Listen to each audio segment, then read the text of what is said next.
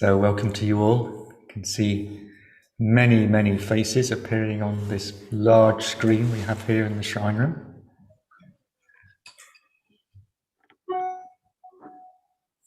Many familiar faces. Hi. So we've got Yashodeva and Rochani here hosting this evening event. Hello. Hello, Paramachita.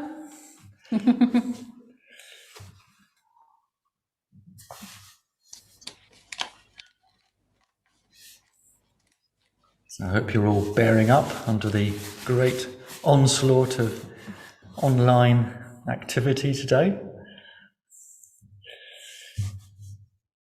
We have faces from Spain. Oh, I can see Sadhakara. Sadhakara also still having lunch. No. Hello. Hello. Hello. Hello, Sangadeva. Sangajiva. Oh, people from United States. Buenas tardes. Hola. Rochani, debes estar hablando en español, ¿no? Ah, sí.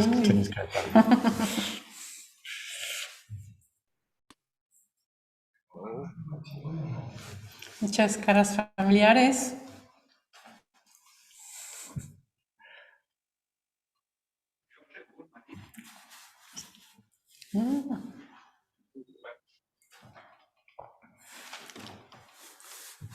Qué gusto verlos.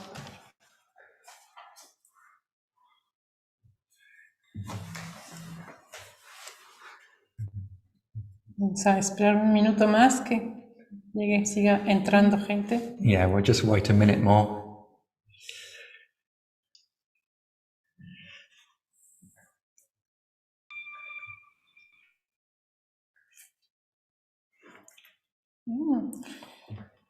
Desde Istambul.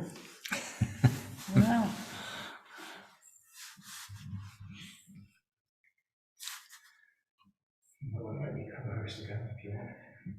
So hands up, everyone from Mexico.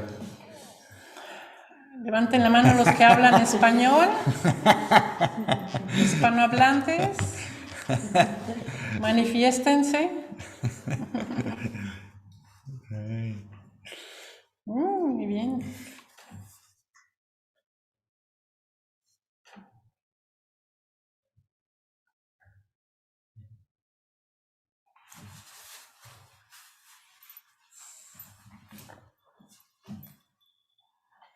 Estamos casi listos.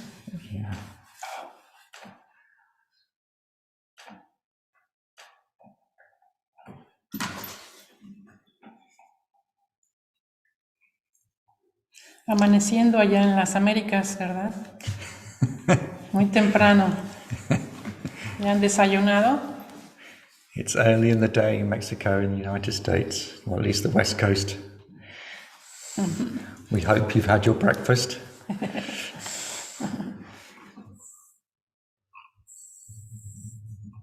Pero no me enseñen porque extraño los huevos rancheros. Don't show Rochani anything, because she's missing her Mexican breakfast with eggs. ¿Cuándo vienes, Rochani? Oh, pronto, en cuanto pueda. She'll come when she pandemia, as soon as I can. She's homesick. Yeah. Especially food sick.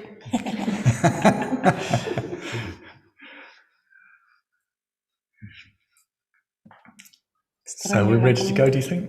Yeah? So just to say, we're going to watch a little video now about the Future Dharma Fund.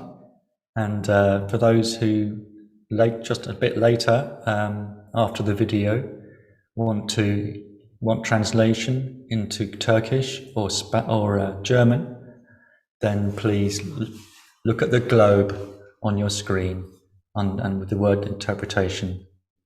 Press on that and then find the language you need. So now we're going to watch a video.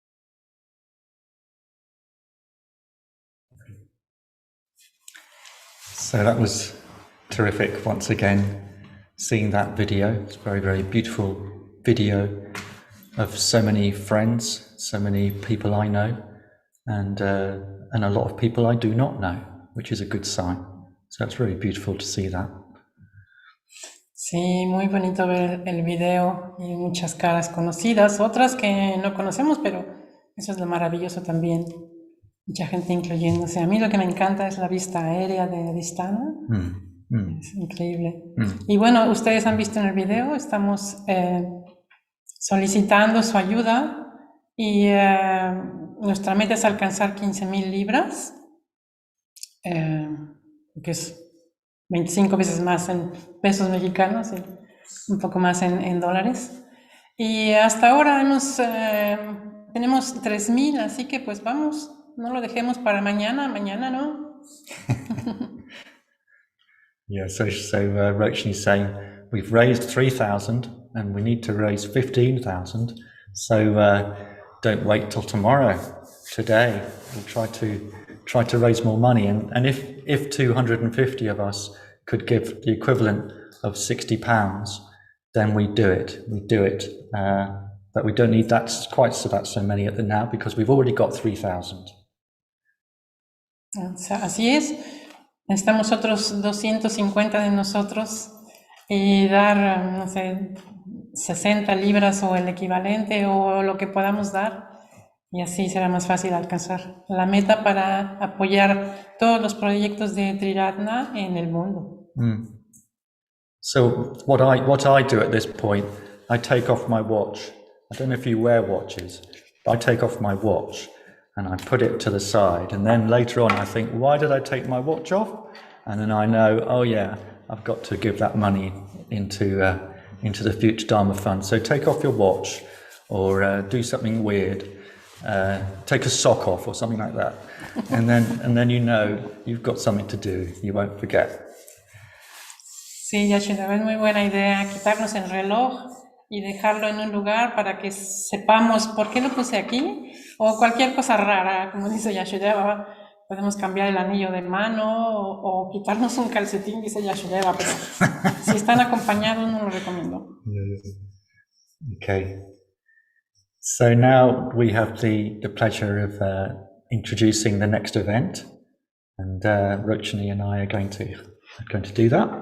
So we've been seeing so many beautiful pictures and videos, and we've been listening to beautiful words all day. We've had dedication ceremonies from New Zealand and a talk from Australia, and we've had where have we been? Okay. We've been here a lot. Sadanandi. Sadanandi's been on a lot.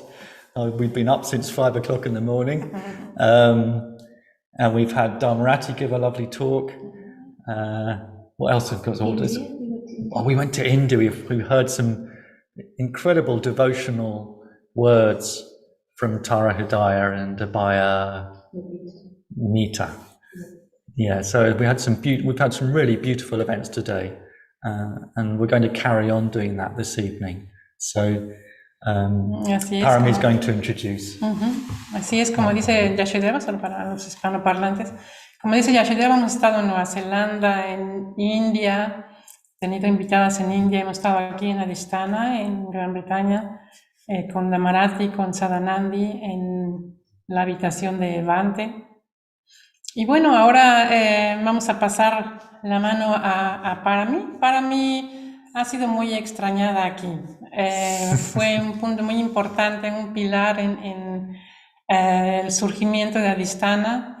Y bueno, hacía de todo. Una cosa que le encantaba era estar en la recepción y recibir a la gente, algo que le gustaba mucho.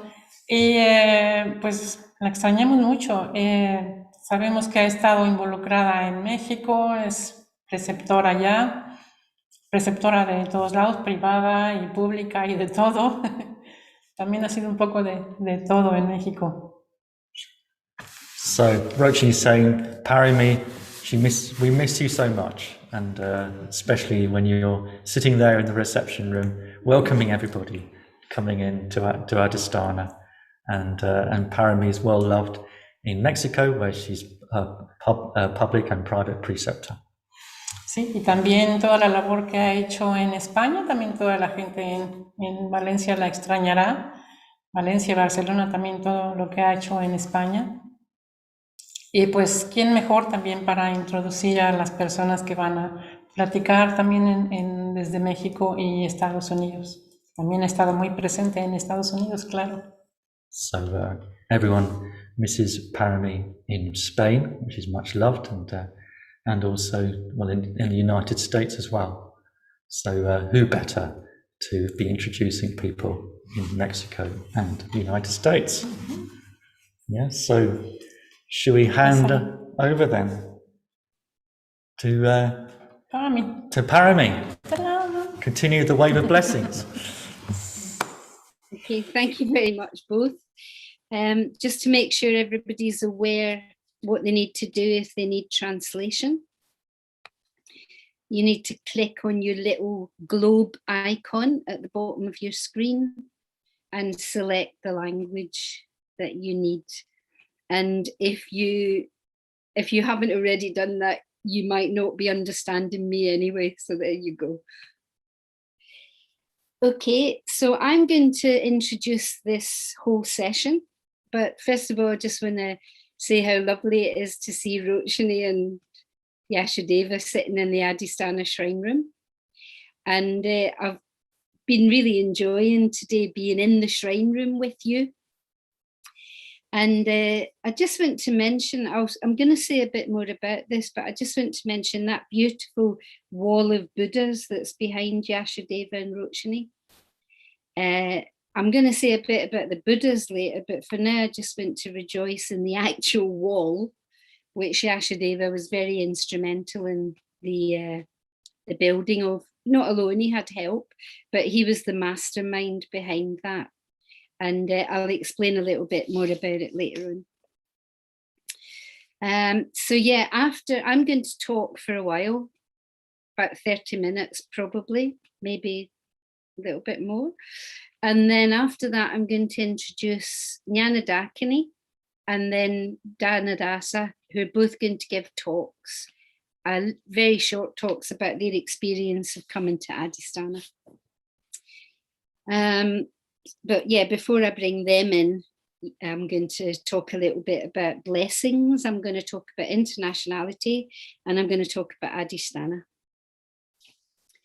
So I'm going to begin by going back to sometime in the 1990s, and I can't remember exactly when.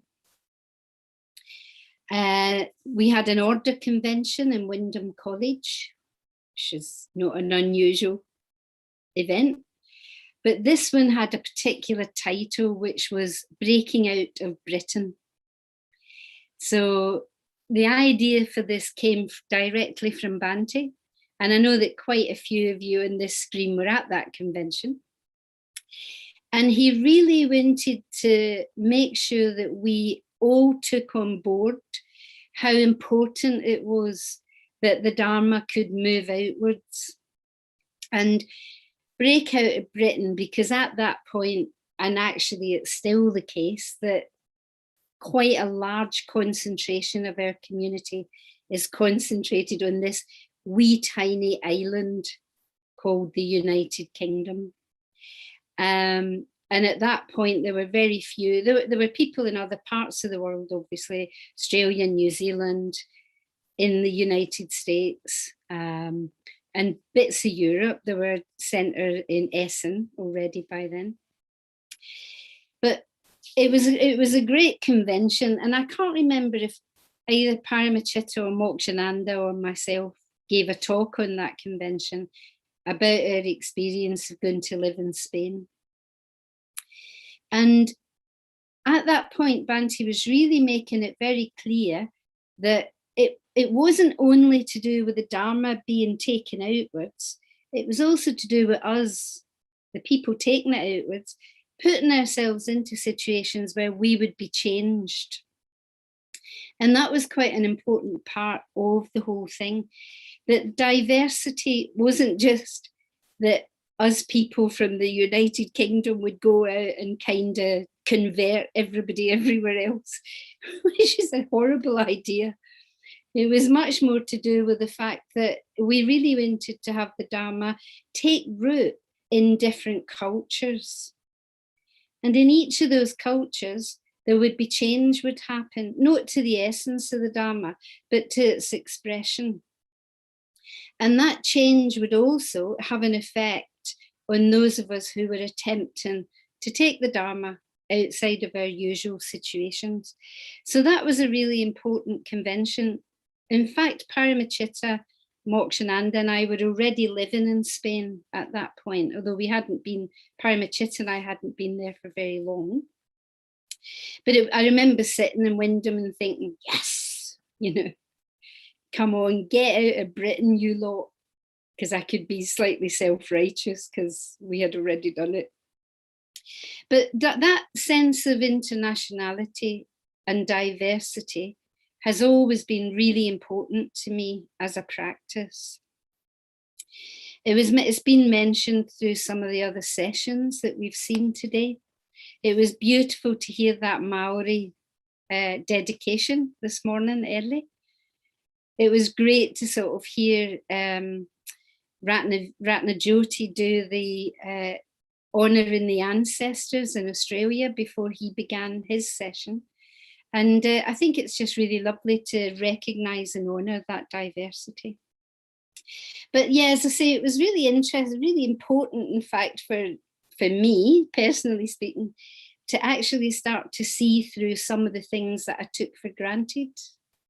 So that was a big part of my practice, was recognising that the cultural norms, the things that we take for granted, and that when we try to actually live in a culture that's new to us, it really shakes up your sense of identity, which was challenging and wonderful. So today we're looking at a wave of blessings. We're looking at that internationality through the lens of blessings moving outwards and blessings being given to the world.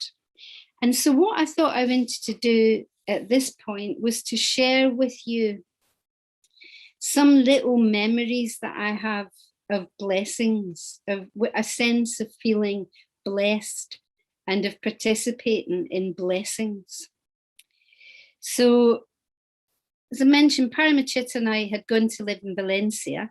Yashodeva lived there for a while as well, a bit later on. There were quite a few order members there. And we were on, I think, probably our third or fourth centre. And Sangharakshita Bhante came out to do an inauguration ceremony. I can't remember the year. Sadhakara Paramichitta might well remember what year this was. It was when we were in the centre in Sagunto. We had just moved there, if I remember correctly. Or it might have been the one before. Anyway, my strong memory that I wanted to share with you is of Bhante just standing there in front of the shrine with his hands behind his back, which many of you remember that as quite a common posture from Bhante. And he kind of looked around the room and he said, I'm going to give you my blessing. And he chanted the blessings in Pali. Very simple. I remember Mokshananda was translating for him. And it was just very simple. And Bhante just chanted the blessings. And it really felt like it was a gift to our centre in Valencia and to our Sangha in Spain. So that's one time where I have a very strong feeling. And I felt like blessings were coming to me. And then another time that's very strong in my memory was the very first International Council meeting. So the International Council meeting is a meeting that brings together people from the order, from the college and the ordination training, and from the movement, from all around the world. So the idea was to bring people who were taking responsibility in different areas, in different geographical areas, and bring us all together so that we could communicate across those cultures and across the different areas of responsibility. And the very first when Bhante came along, and he gave us his blessings. He didn't chant on that occasion, but he did talk about, it was beautiful actually. It's a lovely little, it's about 8 minutes or something. He just talked about how important this was as a meeting. And then he just said that he gave us his blessings to take that meeting forward. And again, I think it had a very powerful effect. There's something about being witnessed by someone that you hold in a position, you hold as important to you. And that you, in this case, the person who had started our ordering movement that we're celebrating today, that person was actually witnessing and recognizing the work that this grouping of people were about to do. So there's a kind of aspect of well-wishing, but actually it feels like more than well-wishing. It feels more powerful than that. It doesn't feel like just, yeah, go for it, I hope you do well. It feels that there's a much more, there's a weight behind a blessing. There's something behind it which you're taking into whatever the project is going to be. And I was a Catholic. I grew up as a Roman Catholic. When I was a child, I was a very devout Catholic. And I do remember that blessings played quite a big part in the Catholic Church. And so I was thinking what that meant. And a blessing for in Christianity, as I understand it, is a rite or a ritual that's a ceremony. And what it says, and I looked this up, and it says it's a ceremony or a rite by which persons or things are sanctified as dedicated to divine service. I might say that again for the translators. It's a rite or a ceremony by which persons or things are sanctified, they're made holy, as dedicated to divine service. So, okay, we've got a different context from that, but the idea of divine service I actually quite like. I see it as putting myself in the service of something bigger than me, putting myself in the service, in fact, of the Bodhisattva ideal, because that is what this is about, really, is the whole idea of taking the Dharma, of a wave of blessings that helps us to bring the Dharma to more and more people, to make it more and more accessible, not only in linguistic terms, but culturally more accessible, is the heart of the ideal of the Bodhisattva. The Bodhisattva ideal being that we practice not just for our own sake or our own pleasure, our own good, but we practice in a way that actually opens the door for others to find the way to alleviate their suffering. So divine service in this context for me is the Bodhisattva ideal. And to have a blessing is to kind of make holy almost whatever project, whether it's a new Buddhist center, whether it was an international council, whether it was whatever that project is, to give it a blessing is to put it firmly at the service of something bigger. So bringing us up to Adhisthana, I remember very strongly when we were searching for the property that became Adhisthana, as Dhammarati reminded us earlier, it was the Sangharakshita Library project. And then it became the Sangharakshita Land project. And then we found this property that Yashodeva and Rochani and others are sitting in. And but while we were looking for it, I had so many conversations with Bhante about what this property should be like. He had this impossible wish list, some of which we managed to get. Some were just mission impossible, like 300 acres for £1 million in England, which for anybody that knows anything about property will realise that is a complete and utter pipe dream. But one of the things he had very definite bottom lines that he was not going to shift from. And one of them that was really important was it had to be accessible internationally. So it had to be within distance of international airports, because he was very clear that this project was not another retreat centre, and it was not something that was just for people who lived in the United Kingdom, but it was a place where he knew he would eventually be buried, and that would make it a place that was very important for everybody in our community across the globe. And he wanted to make sure that people could come at least once. Of course, we now can come through the internet and through Zoom, but he was very clear that he wanted to make sure that people who wanted to come from anywhere in the world would be able to come. So that was really important to him. And then he chose the name Adhisthana, which actually is a stroke of genius. It's a fabulous name for that project, for that place. And one of the times I went to see him and we were talking about names, and he was saying Adhisthana was definitely one of the things that he was wondering about. And he found this quote, which was from Snellgrove's critical study on the Hevajra Tantra. So it was from a particular book that he had come across just recently, or just before this conversation. And this is on the Adhisthana webpage, which talks about why it's called Adhisthana.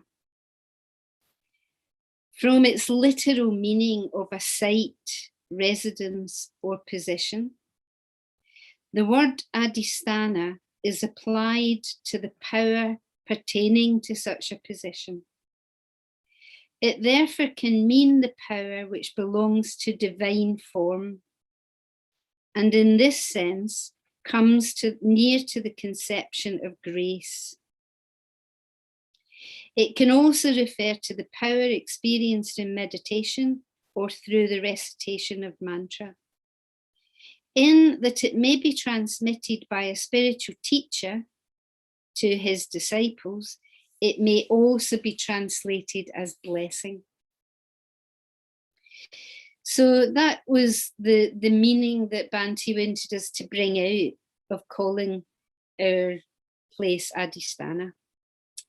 So blessings, grace, again, we've got the divine form. So in this case, back to the Bodhisattvas.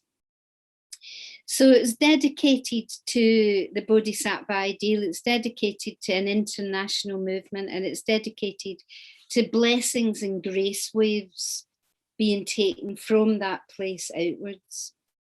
So it's very connected with transmission of the Dharma, but the transmission of the Dharma taken in appropriate ways to every culture. And thinking about grace, to me, is very connected with the idea of inspiration. We heard from Dhamarati earlier about the lineages, and one of those very crucial one is the lineage of inspiration. Without inspiration, our teachings will just become techniques. Without inspiration, our teachings will just become dogma. Our practices will become techniques, and our institutions will just become clubs or night schools or places to teach in a very particular way.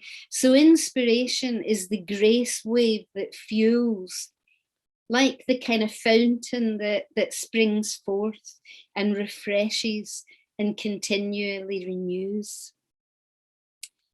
And at the end of what is the Western Buddhist order, Bhante says he's talked about the movement and the order, and he says at the end of that, there is something about our order and movement, even about me, that's about Bhante, not about me, that is not easily definable, something that cannot be defined. Even the desire to define it is a mistake. everyone will need to take care of that rather mysterious, indefinable spirit that gives our movement life and energy. Everyone must play their part in keeping the order and movement alive, especially in terms of that indefinable element. So that for me is what grace is. It's what blessings are. It's that indefinable something that runs through everything. It's Kalyana Mitrata, it's friendship, it's love, it's compassion, it's inspiration. So the hope is not only that Adhisthana as a building, as a place, can be a fountain of inspiration and a place of blessings, but that the whole globe, as it were, is full and filled with blessings, like a mandala, so that everyone touched by those blessings can then touch others and bless them. I'm being asked if everybody can hear me. I'm assuming that most people can. Yeah, sorry if you can't, Dawn. So may our whole community be a powerful force of grace and of blessings in a world that really desperately needs that, needs grace, needs blessing, needs inspiration, needs the Bodhisattva ideal. So may the blessings that emanate from our community be blessings of bodhicitta. So before I finish, I want to go back to Adhisthana and those little Buddhas. So I think Sadhanandi mentioned this morning, that all those little Buddhas, or maybe it was Shubhavyuha, all those little Buddhas were given to Adhisthana. Most of them were given in the dedication weekend in August 2013, but some of them came later. And they come from all around the world. They come from all of our centres, all of our order chapters, everywhere around the world. And I had the wonderfully great good fortune and privilege to lead the dedication ceremony on those days of dedication, on the order day and the community day. And during the dedication ceremony, we had this part where we brought people forward to offer those Buddhas. And it was absolutely extraordinary. It was such an extraordinary, wonderful thing to watch. So we did it by time zones, actually, by kind of areas. So I'd say people from Australia, New Zealand, and then the people that were there representing those areas came up and offered their Buddhas, and they put them on bricks. The shrine at that time was made of bricks, and the bricks were from the building site. So it really kind of brought so many things together. And we'd ask people, I can't remember the size that we'd ask, but they were small Buddhas was the idea. Now, anybody that's been in Adhisthana will see that the Buddhas range from very small to a little bit bigger to quite a bit bigger. And I think the prize goes to the Buddhist Center in La Roma in Mexico City. It was too big. We weren't even sure where to put it. It's about that size. So it was amazing actually watching these, and some of them were kids brought them up, and it was quite an extraordinary thing. So for me, that ceremony, that ritual was a ritual of blessings, because those blessings were given to Adhisthana in the form of those little Buddhas. We got them from India. There were little fluorescent Buddhas from India. There was everything from teeny tiny to quite big. So those blessings were given to Adhisthana so that Adhisthana can let blessings sail outwards, as it were. So it's not a one-way thing. And at the end of that, I chanted the blessings, and it really felt like blessings were there. We had a little Buddha that Ashvaji offered on behalf of Bhante, beautiful little Buddha, which is in the niche above the Buddha's, above the big Buddha Rupa. So it felt like Bhante was, although he wasn't in the room, he was definitely physically present. So another lot of blessings, thinking about blessings today, I was also reminded of the Mangala Sutta. And the Mangala Sutta has, I think it's 36 different blessings. But I just wanted to share the very last one with you. So the last blessing in the Mangala Sutta says, a mind unruffled by fortune, freed of sorrow, cleansed of defilement, and liberated from fear. This is the greatest blessing. So a mind that doesn't get thrown around by the worldly winds. A mind that is free from sorrow, from dukkha. A mind that's clean and clear. And a mind that's liberated from fear. What a blessing that would be. What a blessing that would be to feel. And what a blessing that would be to give to this troubled world. So blessings flow, they don't stay still. Each and every one of us have received the blessings of the Buddha through Bhante, through our contact with Triratna, through our practice. And each and every one of us can also be a font of blessings going outwards into the world.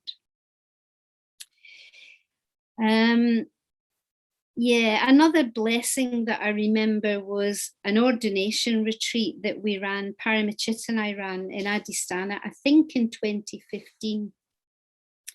It might have been 16, but I think it was 15, where 3 Mexican women and 3 Spanish women were ordained.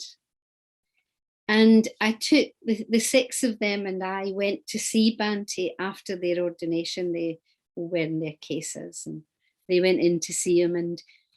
And again, Bhante said to them, he gave them his blessing to take back to Mexico and to Spain. And it was really important for Bhante that he loved getting visitors from different parts of the world. He loved getting visitors. For some reason, he had a real soft spot for the Mexicans. He loved when the Mexicans visited. It might have been because they often brought him food, sweeties, cakes. But for whatever reason, he had a real soft spot for them. And there was something, and he said then about passing on the torch.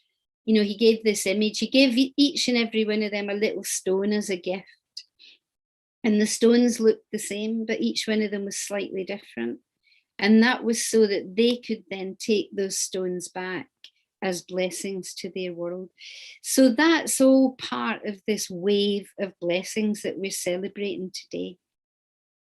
A wave of blessings that goes to other cultures, that goes to lots of different, not just countries, but within countries, hopefully to different cultures, to different classes, to different language groups. And one of the wonderful things about that is you really need to find out what is essential to the Dharma and what is, in fact, just what we're bringing out of our usual culture. So going to Spain, I think I certainly learned that the hard way. Sometimes things that I thought were the Dharma, I'd come to realize they were just part of the fact that Triratna had started in London at a particular time in a particular era, and that some of the things that we were carrying were to do with that rather than the essence of the Dharma. So unity and diversity are crucially important in Triratna's blessings. They need to be appropriate to the place, the culture, the people that they're going to. And I wanted to evoke 2 Buddhas, Ratnasambhava and Amitabha, and evoke their blessings. Ratnasambhava's wisdom is the wisdom of equality. And that wisdom, the blessings of Ratnasambhava, means that the Dharma is freely available to everybody, everywhere, to every culture, race. It doesn't matter your color, your sexuality, your gender. The Dharma is universally applicable and available, and that is the blessing of Ratnasambhava. Amitabha's blessing is the wisdom and the blessing of discrimination in the sense of appropriateness. So not discrimination in the sense of prejudice, obviously, but to discriminate with what is important and what's needed. So if Amitabha's blessings and Ratnasambhava's blessings are there as we take the Dharma to anywhere that we might be and live, and all the cultures that we hope that the Dharma can touch and can alleviate the specific and universal sufferings of that place, then I think we are doing our job as an international wave of blessings. And so I thought I would finish this talkette presentation about blessings by chanting the blessings, and then we just sit quietly for a couple of minutes, and then I'm going to introduce Jana Dakini, who's going to come in next. So I'll just chant the blessings.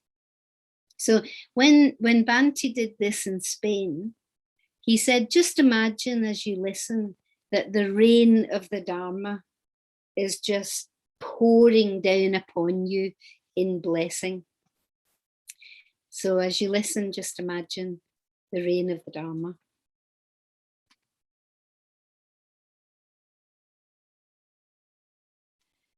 Bhavatu sabha mangalang rakantu sabha devata sabha buddhanubhavana sada soti bhavantu te. Bhavatu sabha mangalang rakantu sabha devata sabha dhammanubhavana sada soti bhavantu te. Bhavatu sabha mangalang rakantu sabha devata sabha sanganubhavana sada soti bhavantu te.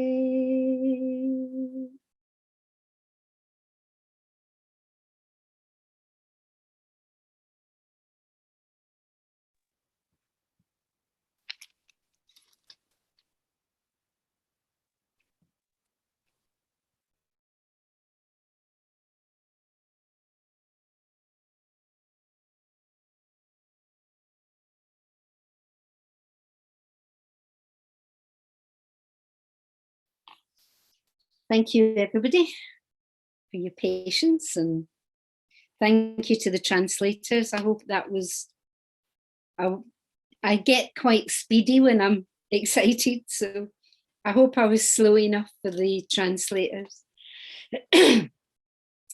So I'm going to move on now to another part of this celebration. And Sadhanandi mentioned earlier in one of the sessions with India, we heard about the fact that in 2018, there was a course, an international course of 1 month at Adhisthana. And this was for people who were taking responsibility in their different areas. And it was fantastic. If you were not here for the Indians chatting earlier, do watch it on YouTube, because it really was delightful to hear them talk about their time in Adhisthana and their memories of how, great a time the course people had, not just the course itself, but the friendships that they built amongst them. And we heard about the chai and about the breakfasts and the breakfast club, etc. So what we're going to hear now, we're going to hear from 2 of the people who did that course, And I know there are others of you on the screen. I can see a few others on the screen. And it really was fantastic to bring those 14 people together.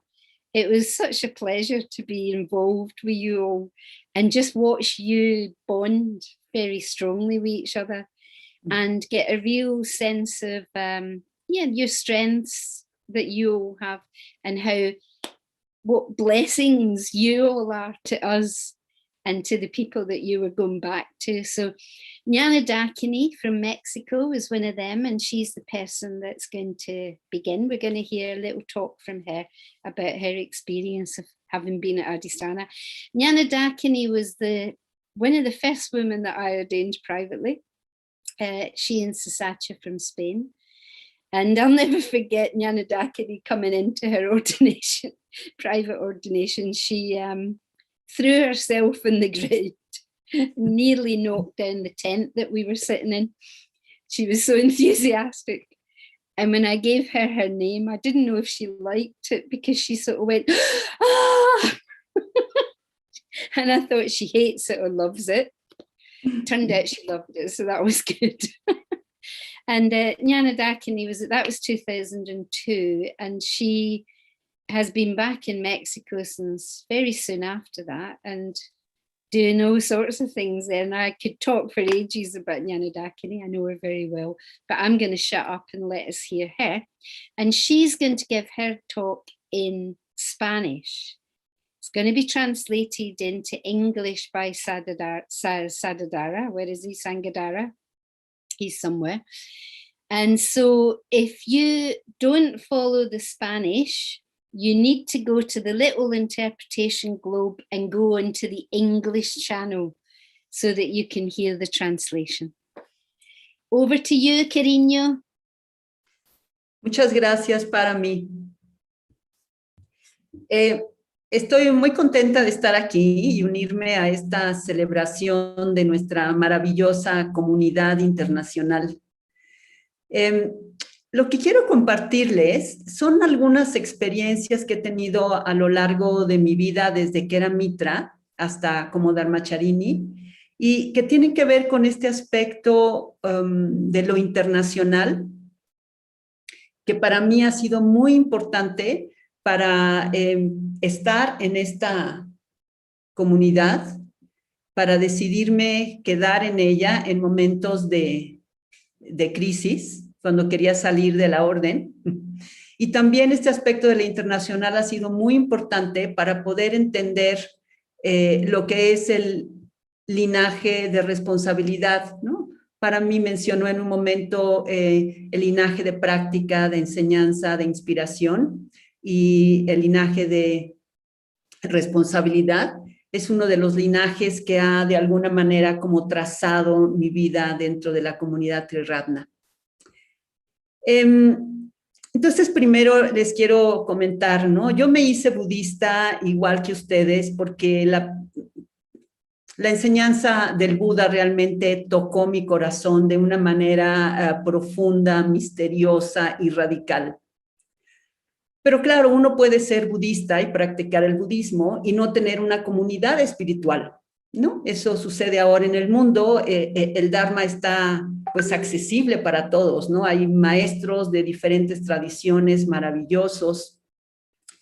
Pero lo que realmente a mí me hizo quedarme a practicar en lo que en ese entonces eran los amigos de la orden budista occidental, la AOBO, fue realmente que tuve la oportunidad de conocer desde mis primeros meses en nuestro pequeño centro budista, es conocer a miembros de la orden que no eran como yo, que no eran mexicanos, que no hablaban español. Y esto fue gracias a mi querido amigo Upekshamati, que él fundó el primer centro budista en la Ciudad de México hace 20 y tantos años. Y él realmente puso un extraordinario empeño y esfuerzo en invitar año con año, yo creo que mínimamente a 2 personas, mínimamente. Y realmente nos entusiasmaba muchísimo en por qué era importante conocer estas personas que venían principalmente de Europa, pero también estaba Samamati de Nueva Zelanda.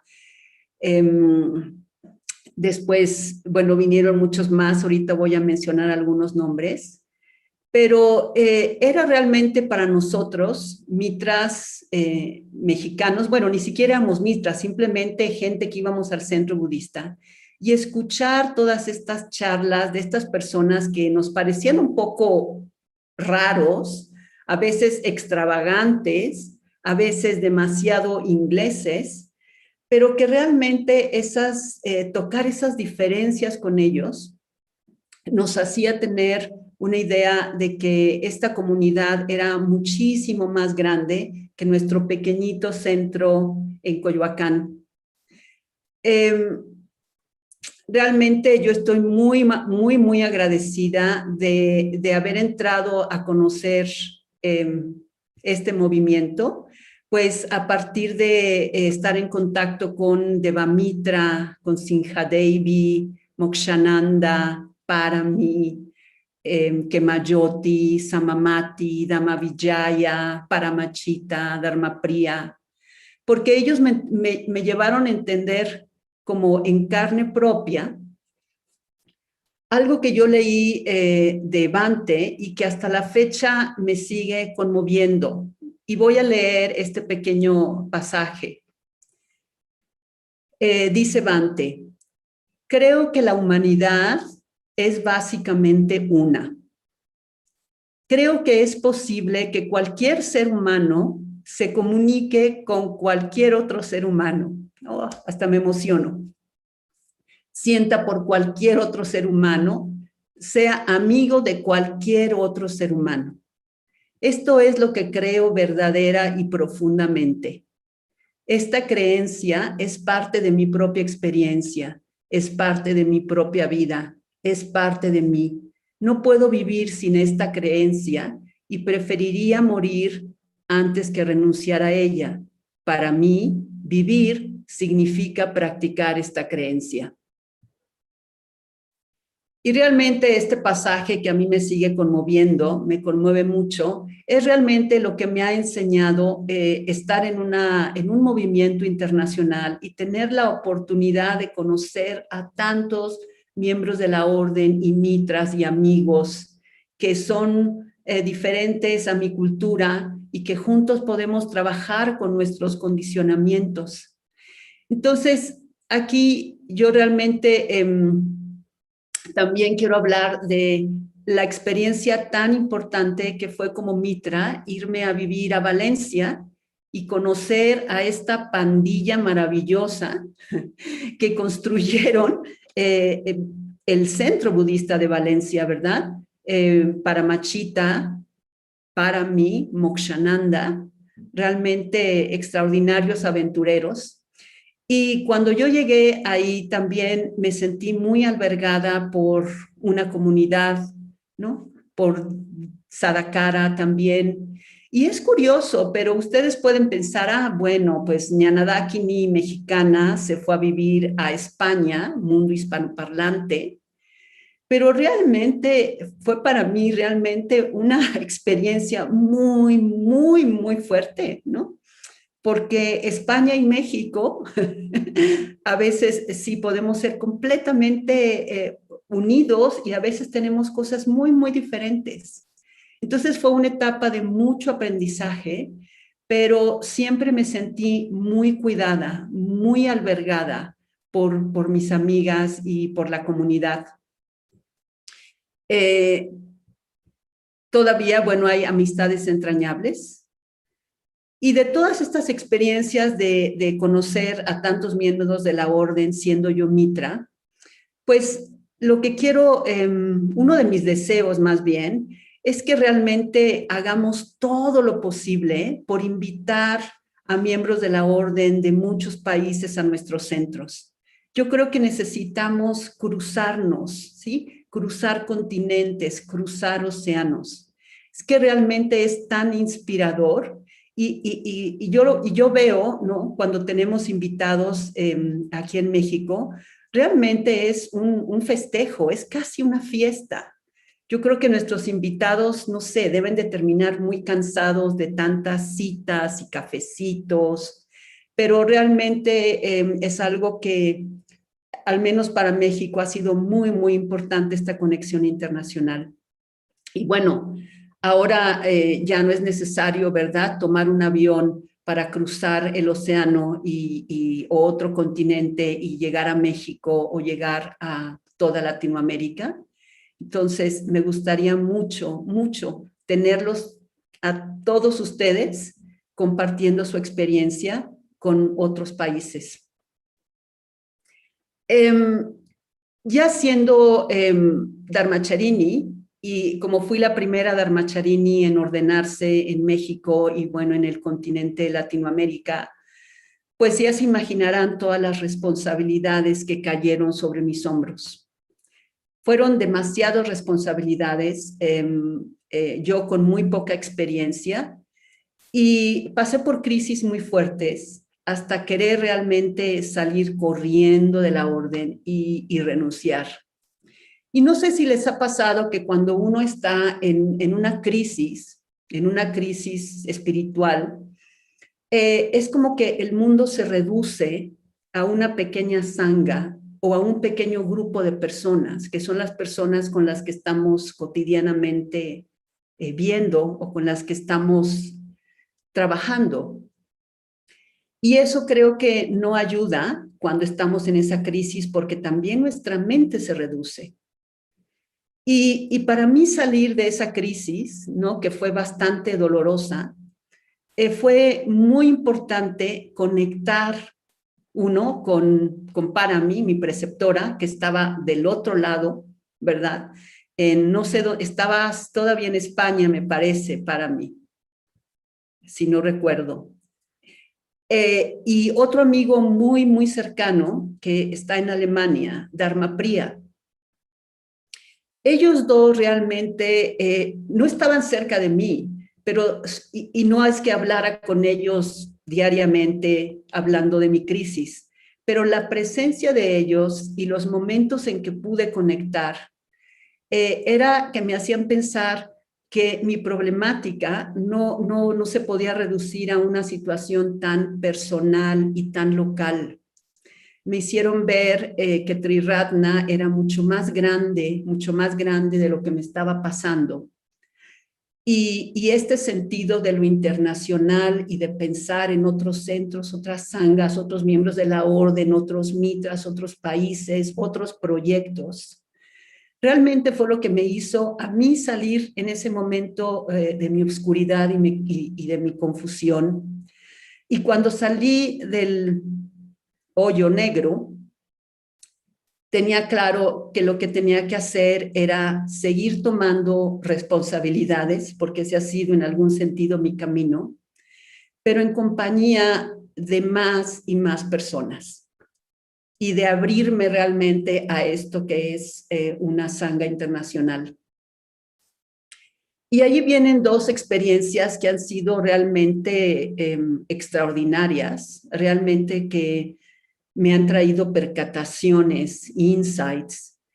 Una fue la experiencia de estar en el Consejo Internacional, donde las reuniones del Consejo se hacen en Adhisthana. Y realmente fue tan maravilloso conocer allí a miembros de la orden de todo el mundo, que toman responsabilidades simplemente por el cariño que le tienen a nuestra orden, a nuestro movimiento. Y cuando uno platica lo que es el Consejo Internacional, resulta muy difícil, porque lo único que hacemos es tener juntas, ¿sí? Es tener juntas, pasar horas sentados, y una junta, y otra junta, y un break para el té, y otra junta. Pero yo regresaba de esas reuniones realmente con un gozo, y era simplemente porque éramos grupos de personas poniendo lo mejor que podíamos de nuestra creatividad y de nuestras ideas para pensar en el futuro de la orden, simplemente pensar en el futuro de la orden y cómo crear una orden cada vez más unificada dentro de esa gran diversidad en que se está convirtiendo. Entonces eso resulta muy estimulante, pero lo que es muy hermoso de esas reuniones es ese espíritu de amistad con la que todos nos comunicamos.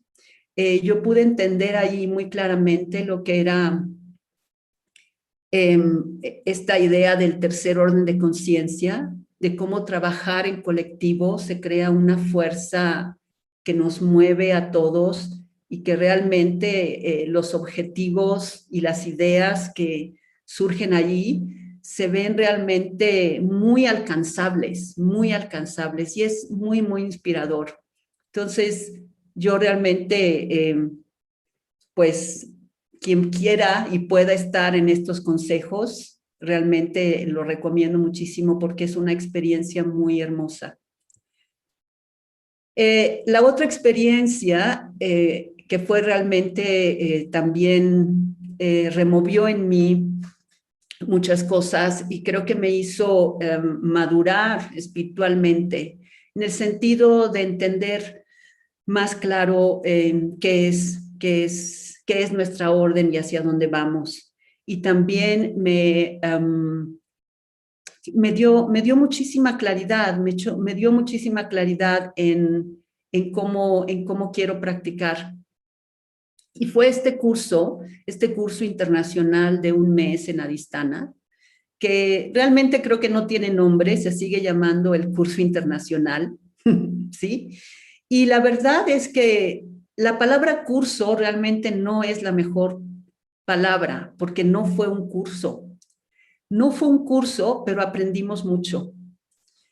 Y éramos, creo que 14 miembros de la orden de diferentes países, Australia, Nueva Zelanda, diferentes partes de Europa, Norteamérica, México, India. Y lo que hicimos fue realmente estar viviendo realmente juntos como comunidad, desayunando juntos, preparándonos nuestras comidas, estudiando, teniendo nuestros pequeños capítulos. Pero creo que lo que en mi caso me hizo como sentirme muy feliz en ese contexto fue que pude ver en un grupo de personas, la comunidad de Adhisthana, cómo estaban ejemplificando realmente las enseñanzas de Bhante y los pilares de la orden. Realmente nunca se portaron como maestros y sin embargo nos dieron enseñanzas exquisitas y enseñanzas muy profundas. Todos ellos han tenido una larga trayectoria y responsabilidades y no fueron como de estarnos diciendo, tú debes hacer esto y tú debes hacer lo otro. Y sin embargo, todos los 14 salimos de ahí tomando nuestras propias responsabilidades, decidiendo que sí queríamos tomar responsabilidades. Eso fue realmente conmovedor, porque no nos dijeron que teníamos que ser líderes de ningún tipo, pero creo que en todo se abrió una vena de liderazgo, de un liderazgo positivo, basado en amistad espiritual, basado en meta y basado en todo lo que nuestro maestro nos ha enseñado. Y curiosamente, ese estar en ese mes, pues coincidió con la muerte de Bhante, y creo que fue uno de los momentos cruciales, con una mezcla de muchísimas emociones, por supuesto el sentido de pérdida, pero también había una gran inspiración y un gran agradecimiento. Es que creo que todo Adhisthana se cubrió de agradecimiento, de un gran agradecimiento. Y entonces, cuando hay un agradecimiento, realmente lo único que uno quiere hacer es dar algo de vuelta, ¿no? Y yo creo que lo que me dio a mí ese curso en Adhisthana y tener esta experiencia de vivir en carne propia la muerte de nuestro maestro, me hizo sentir que estaba llena de bendiciones, de muchas bendiciones, y que lo único que podía hacer era dar algo de vuelta a la orden. Y de esa experiencia salió una idea muy bonita, que es crear pequeños adhisthānas en diferentes partes del mundo. Y creo que esa idea sigue en el corazón de varios de nosotros que estuvimos en el curso, porque creo que tener lugares donde haya personas completamente dedicadas a la práctica y que abran sus puertas a mitras, amigos, a miembros de la orden, a practicar desde convivir, desde realmente ser sangha, es una de las cosas que van a hacer que Triratna y el movimiento Triratna, toda la comunidad Triratna, tenga otros 50 años de por menos de vida. Entonces, yo estoy muy feliz de pertenecer a una orden internacional. Creo que es lo mejor que me ha pasado y es realmente el mejor contexto donde yo puedo practicar. Pues muchas gracias. A ti. Espero, Sangadara, que no haya sido problemático. Gracias. Gracias. Entonces ahora todos los que estaban escuchando en español tienen que volver a usar lo de la interpretación. Y so we're going back to English being the main channel now. So hope you're all sorted. Oh, Jnanadakini, thank you so much for that. That was absolutely lovely. It was very moving to hear. Yeah, to hear that and just to get that sense of your inspiration. I think you are absolutely, you exemplified what you were talking about. So thank you so much for that. It was delightful. So moving a bit further up from Mexico City, we're going to arrive in San Francisco. So we're staying with the Americas this afternoon. And we're going to hear from the absolutely lovely and delightful Danadasa. So I'm really looking forward to hearing. Don't be so shy. I obviously don't know Danadasa so well as I know Jnanadakini, but I don't know if you remember this, Danadasa, but I did meet you in San Francisco many, many years ago when you were Doug. And on one of my visits to San Francisco, I remember chatting to you and really, really enjoying your company. And I think you and Viveka and I went out for a meal, which was very delightful. So I was so pleased that you were one of the people that came over on the course at Adhisthana, the international course. And I'm delighted that you're going to have a little opportunity today to share some of your thoughts in this international context. So Danadasa was ordained, I think, in 2011. Is that right? 2010-11, yeah. And his name, which is a pretty good name actually, was given to him by Viradama, his private preceptor. And it means, if I'm right, it means servant of generosity. You got it. Something like that, yeah. And it seems very fitting. Danadasa's great company. And he really is a servant of generosity. That's the one thing that I really felt shone through in how you were on the course and how delightful it was to spend that month and get to know you a little bit more. So looking forward to hearing from you. Over to you, Danadasa. Oh, thank you so much, Parami. And thank you, Jana Dakini. And the thread that I would like to bring out from my experience at Adhisthana, at the international course, actually is about the death of Sangharakshita and how that well as the course, because Sangharakshita died while we were on the international course. So what I'd like to do is I'd actually like to start with a quote from the poet David White, which captures my experience. And what I'm going to do is I'm just going to put this quote in the chat And then I'm going to read it out loud twice. So let me do that real quick.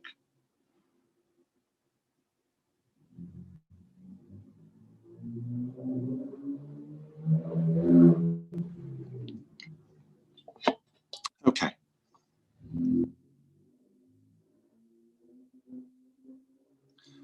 The death of anyone close to us is always a form of salutation, a simultaneous goodbye to their physical presence, and a deep hello to a more intimate, imaginal relationship now beginning to form in their absence. So I'm going to read this quote a second time because it's just such a beautiful quote. The death of anyone close to us is always a form of salutation, a simultaneous goodbye to their physical presence, and a deep hello to a more intimate, imaginal relationship now beginning to form in their absence.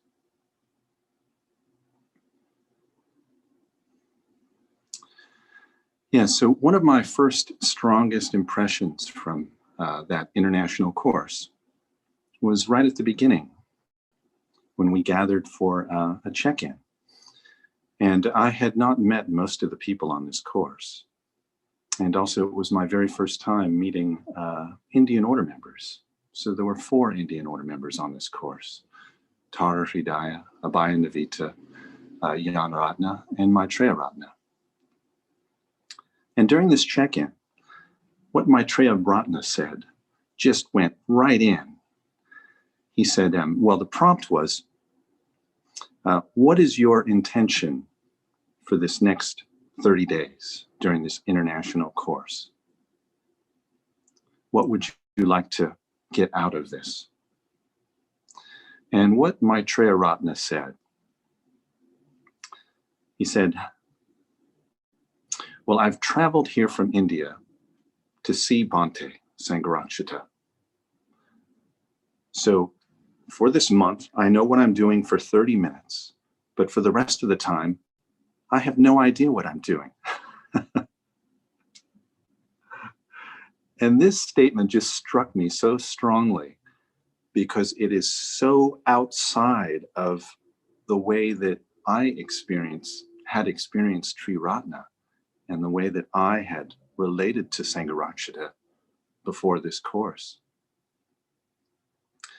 For me, before this course, I would say I had quite a cold relationship with Sangharakshita emotionally. I had tremendous respect, great devotion and reverence actually to his mind, to his teachings. But actually as a object of devotion or someone that I would be devoted to, I had quite a cold emotional response. And there was something about the emotional response of the Indian order members that was so striking to me. It was a response of deep devotion and deep love, deep reverence. And as I began to get to know these 4 Indian order members over the course of the month, I began to see the ways in which Sangharakshita had shaped their lives, their minds, and the entire Indian order. And it was just so powerful. I was actually able to step into a new way of relating to Sangharakshita through my Indian order members, my brothers and sisters in the order. So I remember also during the course, we also celebrated the anniversary of the mass conversions in India, the Diksha Bhumi. And I remember on that morning, we did a special ceremony. It's very simple, in the Adhisthana shrine room at the 7 a.m. meditation. The first thing that we all noticed right away walking into the shrine room was that morning, a new image had appeared on the shrine room And it was an image of Baba Saheb, of Dr. Ambedkar. And I remember one of the Indian order members saying that on every shrine in India, there is a picture of Dr. Ambedkar and a picture of Sangharakshita. So to see this picture of Ambedkar, Dr. Ambedkar, appear on the shrine, I just felt very moved. And then Sadhanandi, she read this letter that Sangharakshita had written that described the event itself, that Diksha Bhumi. And I just remember this experience of imaginally, it was as if we all stepped into this portal and we were suddenly transported to that very time and place. And in my imagination, it felt like I was there. It felt like we were all there. And I remember afterwards, I remember talking with Parami about it. And Parami said, there was not a dry eye in the shrine room. So I felt that very powerfully. So when Sangharakshita died, the entire community, we all assembled in the shrine room. And shortly after that, we began about a 36-hour meditation ritual. So we wanted to meditate in the shrine room continuously. And each hour we would chant one of the 5 mantras that Sangharakshita had requested to be chanted at his death. And a little sign-up sheet went up on the bulletin board. And I signed up for the 3 a.m. and the 4 a.m. meditation slots in the middle of the night. So I happen to be an early bird, but that's really early, even for me. But the reason I signed up for those times is because I actually love that time of night. It's a time when one should be asleep.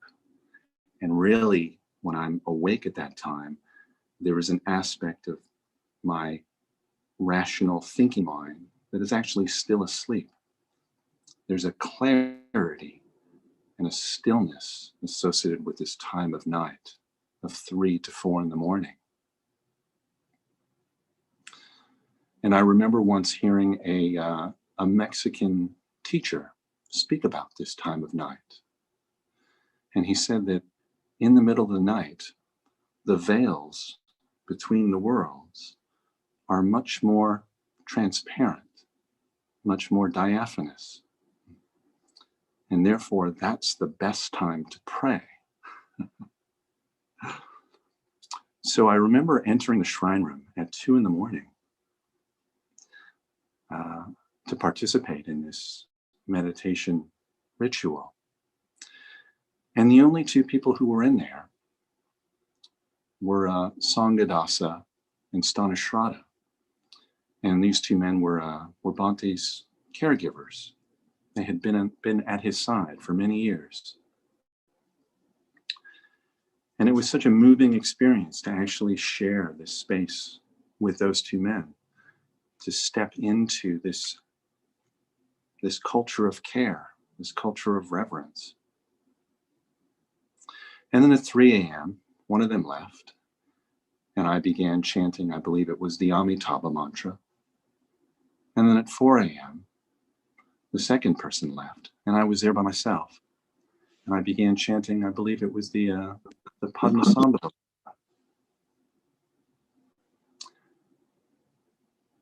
And I will always remember that time. It's a very special time. So that quote of something around an imaginal relationship arising, that was really the seed of that beginning for me. And since then, it has blossomed and continues to blossom. So in February of 2020, right before the global lockdown, I made my very first trip to India. and I saw with my own eyes the impact, the effect, the ripples that Sangharakshita's actions have had upon that part of the world, that part of our order. And it was unbelievable, absolutely breathtaking.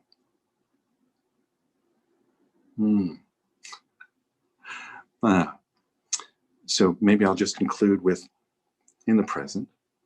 Right now, I am very heavily engaged in working with men who are training for ordination in the US and Canada.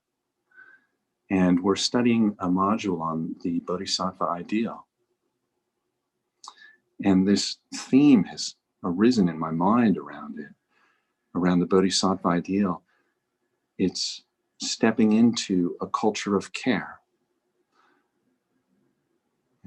to receive from others, receive care from those who have gone before us, and then to care for those who are coming after us, to share our experience with others. So I'm very struck by this, that this is, for me, this is the most important thing that I can be doing with my life.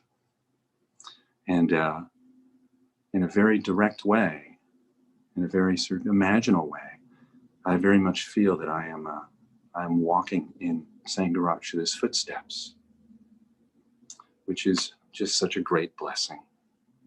So I think that's all I will say. So thank you for your kind attention.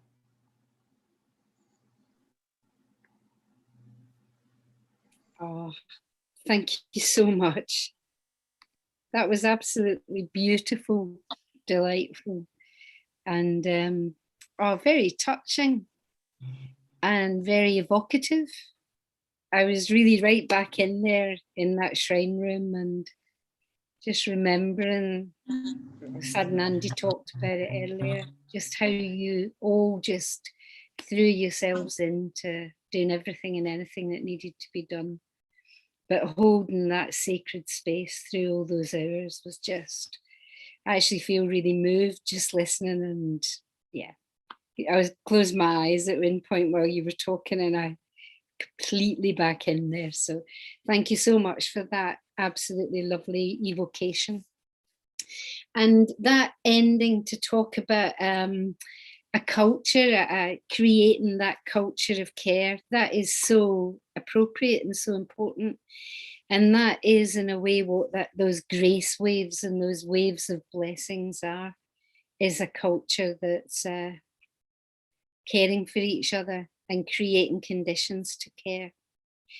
So thank you so much to both Jnanadakini and Danadasa.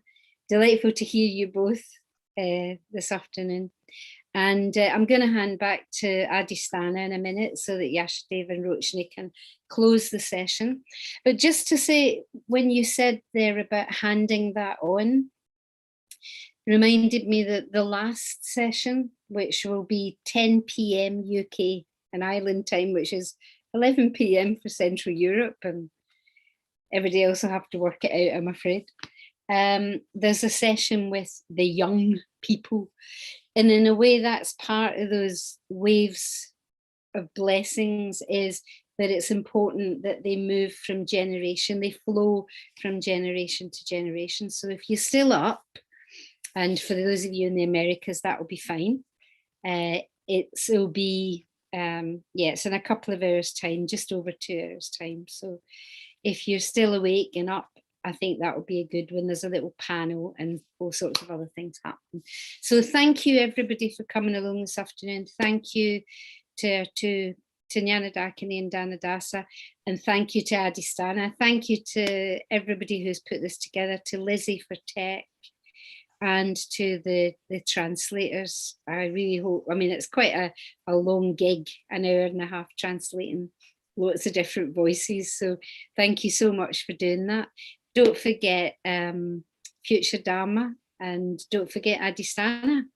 So over to you guys back in the Malvern Hills. Thank you very, very much, Parami. That was beautifully hosted. And so welcome back to the Adhisthana Shrine Room. And we would just like to thank Danadasa and Jnanadakini for two really beautiful talks, and Parami's beautiful talk also on blessings. So we've had a real treat this evening, a really quality evening. I'm sure everybody's been quite deeply moved. Sí, tres maravillosas pláticas que hemos disfrutado mucho. Para mí recordarnos, poniendo palabras en lo que ya sentimos, que la inspiración es lo que mueve a Adhisthana. Por ahí, Jnanadakini, muy Jnanadakini plática. Jnanadakini, una gran amiga, así que muy suya su plática. Y muy inspiradora la plática también de Danadasa. Empática y sensible. Me movió mucho eso de los diáfanos velos de las 3 de la madrugada. Voy a probar. So Rochani's going to try and get up between 3 and 4 in the morning to test out Danadasa's theory. Yeah. So please do not just do that, but also try out giving a bit more money to the Future Dharma Fund. They could really use it. I was thinking about Parami's talking about Ratna Samavara and the wisdom of equality and the blessings and the grace that we all share. We all have a heart connection with the Dharma, hopefully with Bhante, and we all share something very, very special, something undefinable. But at the same time, we have that aspect of Amitabha, and that what is undefinable must come into everyday life. It must come into individual people's lives, and that means contact. It means people meeting people, and all those meetings need a context, and so it needs practically set up. Así es, les recordamos que su generosidad pues va a ayudar a todos estos proyectos y a que Adhisthana también siga reuniendo gente, encontrándose unos con otros, que es esto indefinible, ¿no? De que Amitabha inspira. También los invitamos a que chequen la página también de Adhisthana y los retiros en línea que tenemos. Yep, so she's saying do check out our retreats, do check out our courses coming up. There are a few coming up. And also I remember Lizzie said that some of the funds will go towards people coming on these courses at Adhisthana. So if you can't come yourself, then you would be helping other people, maybe young people coming on courses to Adhisthana. So we're trying to raise £15,000 or the equivalent during today's event. We've got around just over 3,000, so we've got quite a long way to go. If 250 of us put together £60, then we'd raise the whole lot in one go. So we've got a fair bit to go. But anyway, that's our goal for today. So tratamos de alcanzar las 15,000 libras, así que les recordamos, solo teníamos 3,000, así que vamos. Si ponemos un poquito cada uno, lo vamos a lograr. Yeah. So do get onto that quickly and do something to help yourself remember that you're going to do it. So now to finish, we're going to just chant the Sabbe Sata Sukhi Hontu chant to finish off. So I'll start it off and we'll chant and we'll just let it fade away. And just to remind you, just as Parami said, we have a session at 10 o'clock UK time for another event. Vamos a terminar esta sesión recitando el Sabbe Sata Sukhi Hontu.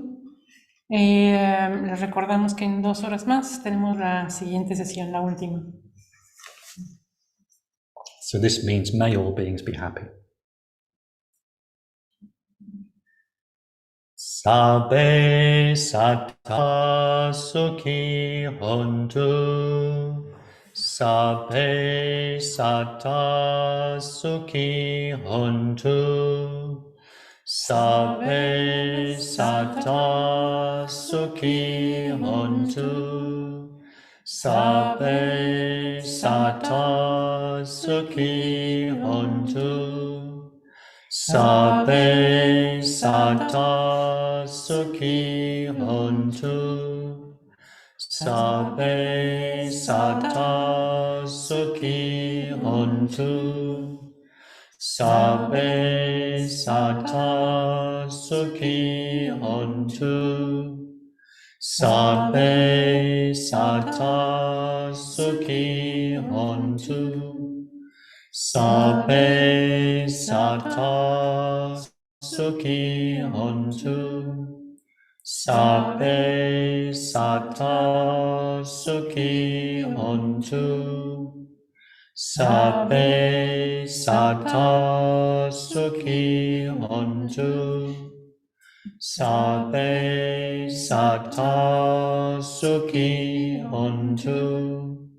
Sabbe satta sukhi hontu. Sabbe satta sukhi hontu. Sabbe satta sukhi hontu. Sabbe satta sukhi hontu. Sabbe satta sukhi hontu. Sabbe satta sukhi hontu. Sabbe satta sukhi hontu.